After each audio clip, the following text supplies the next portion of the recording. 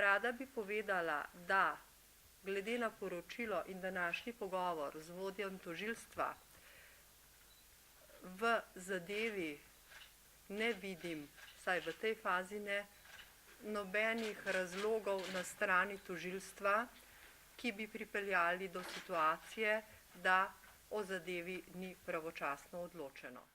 Ves čas je to zadevo obravnavala ista državna tožilka. Državno tožilstvo v Mariboru se je zelo potrudilo, kar je včasih težko, da je zagotovilo isto državno tožilko, ki je pripravila to obtožbo, da je kasneje tudi na glavnih obravnavah zastopala obtožbo. Kot veste, je bila ta zadeva že pravnomočno razsojena. Prvostopnjo sodišče v Mariboru in višje sodišče v Mariboru so državni tožilki pritrdili. Izrečena je bila obsodilna sodba, na drugi stopnji je bilo delno tudi ugodeno pritožbi državne tožilke in zaporne kazni zvišane.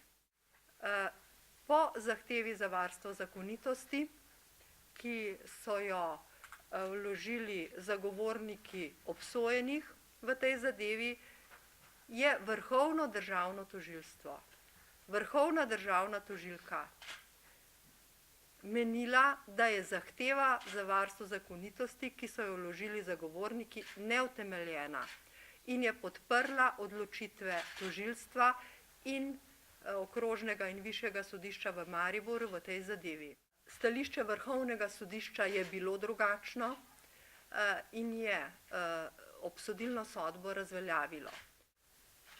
Ves čas do te faze postopka je državna tožilka tekoče delala na zadevi. Datumi kažejo, da je državno tožilstvo redno in tekoče delalo na zadevi.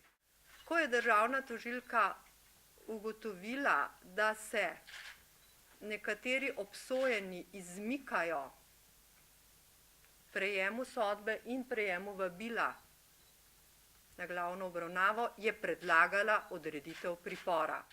Ko se je eden od teh, zoper katerega je bil odrejen pripor, vendarle oglasil na sodišču, je bil odpravljen. Torej, ne gre za to, da se ne bi zavedali, da so lahko problemi tudi pri nas. V zadevi Satex, po podatkih, ki jih imam do danes, ne morem trditi, da bi bila kakršnakoli krivda na strani državnega tožilstva. Opravičila, prelaganja,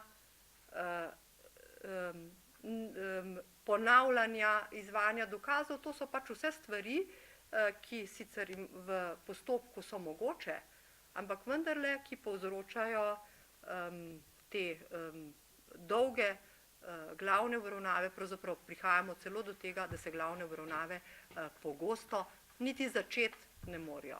Izločanje sodnikov, izločanje tožilcev, to so pač te manevri, ki so ratali splošna praksa. In zato bi rada opozorila, da nekateri že leta opozarjamo na te probleme, ki so morda zdajle eskalirali in jih tudi nekateri drugi končno vidijo.